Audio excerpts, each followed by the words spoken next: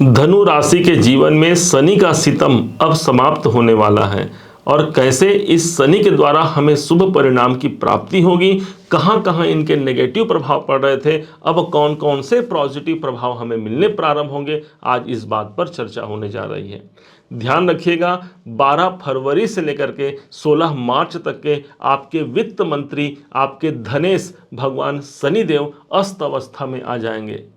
पूरे ब्रह्मांड में एकमात्र ऐसे ग्रह बनते हैं भगवान सूर्य नारायण जो शनि को अस्त कर सकते हैं, अर्थात एक पिता के द्वारा एक पुत्र का दमन होते हुए आप देख सकते हैं।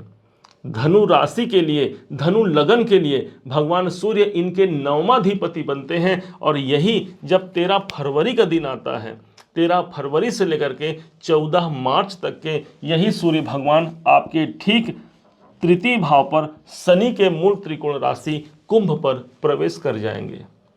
पिता पुत्र का मिलन होगा। देखा जाए तो ये युति बहुत अनुकूल तो नहीं मानी जाती, लेकिन दूसरे तरफ से शनि देवता को यहां पर अस्त कर दिया जाएगा। अब यदि शनि के प्रभाव को हम पॉजिटिव नहीं ले पा रहे हैं अपने जीवन में, तो कैसे हमें इस समय पर प्राप्त होगा, इस बात को समझिएगा। हमने कहा भी था, यदि धन स्थान के स्वामी शनि देव हैं और किसी कारण से यदि लाभ नहीं मिल पा रहा है, तो अब अस्त अवस्था में आकर के ये आपको लाभ दिला जाएंगे। इसका मुख्य कारण आप समझिएगा क्या होगा और क्यों होगा। शनि हमारे दंड नायक हैं, तो दूसरे तरफ भगवान सूर्य ग्रहों के शासक माने गए हैं। शनि हमारे अंधेरे हैं, तो वहीं पर उस अंधेरे को मिटाने के लिए भगवान सूर्य नारायण प्रकाश हैं, अर्थात इस प्रकाश में आपके जीवन में एक विविध संभावनाओं को आप प्राप्त कर पाते हैं। शनि की जो दृष्टि पड़ रही थी वो सीधे आपके पंचम भाव पर, पंचम भाव मेरी मानसिक अशांतियों का होता है। चाहे कारण कुछ भी हो, यदि मेरे जीवन में मानसिक अशांति बनी हुई है, वहां पर एक शांति प्राप्त होने की संभावना प्रबल बनती है। यही नहीं, संतान संबंधी किसी मामले से आप परेशान हैं, संतान को लेकर के यदि आप चिंतित हैं, एक अवसर मिलेगा उस चिंता से आपको मुक्त कराने का। यही नहीं, पंचम भाव को यदि देखा जाए तो जो विद्यार्थी हैं, जो कंपटीशन एग्जाम दिला रहे हैं या फिर अपने शिक्षा के क्षेत्र को लेकर के चिंतित हैं कि भाई होना क्या है, तो ये समय उनके पढ़ाई में मन लगने का और एक विजय तिलक लगाने का समय साबित हो सकता है। इस बात को सदैव याद रखिएगा। पंचम भाव पर जब शनि की दृष्टि पड़ती है, हमारे डिसीजन गलत हो सकते हैं। कई प्रकार के हमने जो निर्णय लिए हैं, उन निर्णयों का यदि हमें शुभ प्रतिफल नहीं मिल रहा है, तो यहाँ पर शनि देवता अस्त अवस्था में आ रहे हैं, अर्थात उस निर्णय के द्वारा हमें एक सुफल की प्राप्ति इसी समय पर देखने को मिल सकती है। यहाँ पर बात समाप्त नहीं होती। जहाँ पर शनि की 7वीं दृष्टि है, उस जगह पर विचार कीजिए, वहाँ से जुड़ करके भी आपने प्रॉब्लम जरूर फेस किया होगा पिछले कुछ सालों से। इसका मुख्य कारण ये होगा कि शनि की जो दृष्टि पड़ रही है वो सीधे आपके भाग्य भाव पर है। भाग्य भाव पर शनि की दृष्टि पड़ना, मानिए कि भाग्य उन्नति में कोई न कोई विलंब, कारण क्या है कि शनि देवता विलंब के कारक हैं। इस कारण से भाग्य उन्नति जागृति में हमें बाधाओं का सामना करना पड़ा। पिता से, आपके पिताजी से जुड़े हुए कोई मामले हैं, यदि वहां से विवाद की स्थिति, अपने उच्चाधिकारी, अपने सीनियर से विवाद की स्थिति, यदि ये सब हमने प्राप्त किया है, उन्नति में बाधा को देखा है, ये समय उस उन्नति में आपको परम उन्नति दिला सकता है। इस बात को आप समझिएगा। अब यही वो स्थान है जो मेरे किस्मत की चाबी है। अब शनि हमारे कर्म के कारक, शनि देवता मान सम्मान प्रतिष्ठा के कारक माने गए हैं। इसलिए आपके कर्म क्षेत्र में, आपके जीवन में प्रतिष्ठा की प्राप्ति यदि अभी तक नहीं हुई है या फिर हमें वो प्रमोशन नहीं मिल पा रहा है, शनि देवता और सूर्य देवता दोनों आपके लिए लाभकारी सिद्ध होंगे। सबसे बड़ी बात ये हो गई कि ये जो नवम भाव है, ये भगवान सूर्य का अपना घर है और शनि की दृष्टि तो पड़ ही रही है, साथ ही साथ भगवान सूर्य की भी 7वीं दृष्टि आपके नवम भाव पर ही पड़ेगी, अर्थात सूर्य अपने घर को देखेंगे। बहुत प्रबल योग बनेगा, बहुत प्रबल योग बनेगा। जहां से मेरे काम नहीं बन पा रहे हैं, बनने की जागृति बन जाती है।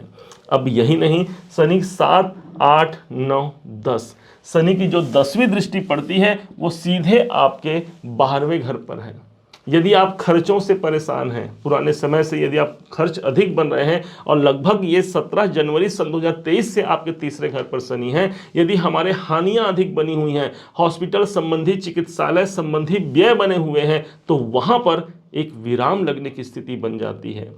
12वां घर मेरे बदलाव का है। यदि मेरे प्रयासों के बावजूद मेरा जीवन परिवर्तन नहीं हो रहा है, कोई विकल्प नहीं नजर आ रहा है, तो यहां पर उस बदलाव की परिस्थिति को आप देखने को मिलेगा, क्योंकि ये जो 12वां घर है ये हमारे जीवन में बदलाव को प्रदर्शित करता है। और इसी बदलाव के बाद फिर प्रारंभ होती है धनु राशि के अपने जीवन की जागृति। ध्यान दीजिएगा, वास्तव में सूर्य शनि का यह कॉम्बिनेशन कहीं आम स्थान पर नहीं, आपके पराक्रम भाव पर है। सूर्य स्वयं पराक्रम के देवता है। कोई एग्रीमेंट इत्यादि आपके जीवन पर आपको घटित होते हुए दिख सकता है। और यही नहीं, शनि देवता आपके धनेश हैं, अर्थात धन जब अस्त हो जाएगा तो हमें धन की वृद्धि कहां से हो पाएगी। और इसी कारण से सूर्य भगवान उस अस्त अवस्था में भी अपना रोल ले लेंगे, अर्थात शनि देवता तो यहां अस्त के हो गए और सूर्य भगवान कहेंगे कि हाँ भाई, मैं धनु राशि का भाग्याधिपति बनता हूं, अर्थात कहीं न कहीं इनके धन की जागृति और भाग्य की उन्नति करा करके जरूर प्रदान करूंगा।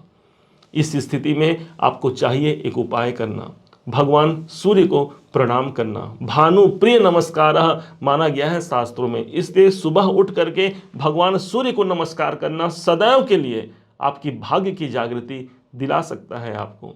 दूसरी तरफ से शनि देव को देखिए, इस शनि के पीड़ा से मुक्ति पाने के लिए सदैव पीपल के वृक्ष में जल देना मत भूलिएगा।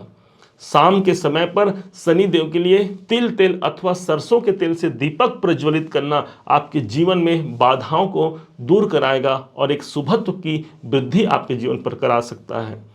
सबसे ज़्यादा ऑक्सीजन देने वाला यदि कोई पेड़ है हमारे इस पूरे ब्रह्मांड में, वो अकेला पीपल वृक्ष है। और इस पर जब आप जल अर्पण करते हैं, दीपक जलाते हैं, वहाँ से आपको एक पॉजिटिव वाइब्रेशन मिलता है, एक एनर्जी मिलती है जो कहीं ना कहीं आपके धन की सार्थकता को सिद्ध करता है। आपके प्रॉब्लम जो परेशानी है उसमें आपको मुक्ति दिला देने का सामर्थ्य वहाँ पर समाहित होता है। उम्मीद है आप सबने इसे समझा है, आप सबने इसे जाना है। यदि आपने इसे समझा है, जाना है, मेरे समझाने का प्रयास यदि आपको सार्थक लगा हो, मेरे समझाने का तरीका यदि आपको सार्थक लगा हो, तो हर बार की भांति इस बार भी अपना प्यार भरा लाइक और कमेंट करना कभी मत भूलिएगा। बहुत मोटिवेशन मिलता है हमें कि धनु राशि ने हमें सराहा है, हमने अच्छा कार्य किया है। और हाँ, यदि अभी तक आपने चैनल को सब्सक्राइब नहीं किया है, सब्सक्राइब भी कीजिएगा। पुनः एक बार फिर आप सभी का दिवस बहुत मंगलमय हो, इन्हीं शुभकामनाओं के साथ। जय श्री राम।